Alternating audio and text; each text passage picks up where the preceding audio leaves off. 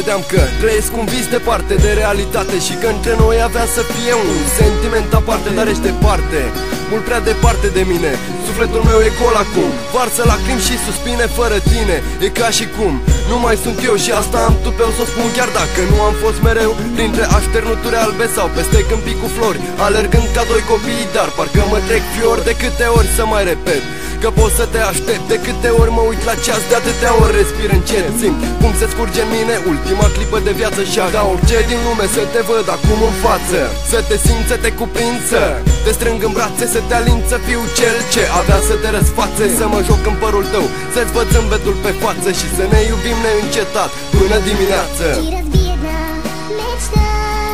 Ai lăsat în urma ta doar gânduri adolescentine când ai plecat din viața mea și ai separat două destine, dar nu mai pot ține ascuns sufletul după cortine și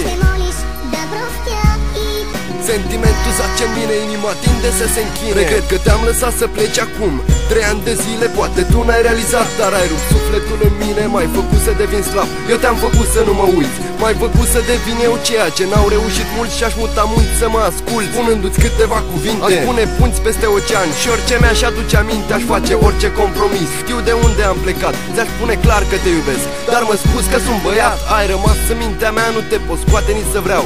A rămas amintirea doi copii ce se iubeau și credeau că nimeni o să-i despartă. Dansau râzând în ploaie, n-aveau să știe cu o relație poate declanșa războaie. De-aia pun pe foaie lângă vers o lacrimă, de-aia încerc să țin într-un cocon de piatră o inimă, dar fiecare gând al meu ce ajunge la tine în zbor e ca o daltă de diamant ce sparge încet acest cocon. Ai lăsat în urma ta doar gânduri adolescentine când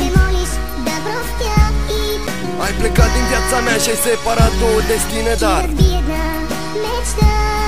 nu mai pot ține ascuns sufletul după cortine și sentimentul zace în mine, inima tinde să se închine. Ai lăsat în urma ta doar gânduri adolescentine când ai plecat din viața mea și ai separat două destine, dar nu mai pot ține ascuns sufletul după cortine și